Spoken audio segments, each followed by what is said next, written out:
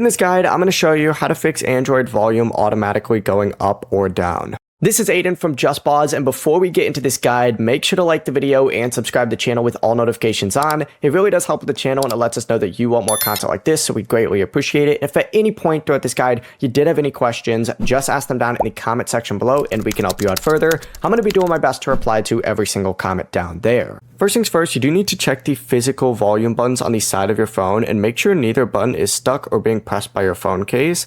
Remove the case temporarily and test the volume again. From here, swipe down from the top of the screen and you're going to want to turn off Bluetooth if you do have it turned on. For whatever reason, this does not appear when I'm screen recording, but if Bluetooth is turned on, go ahead and just turn it off.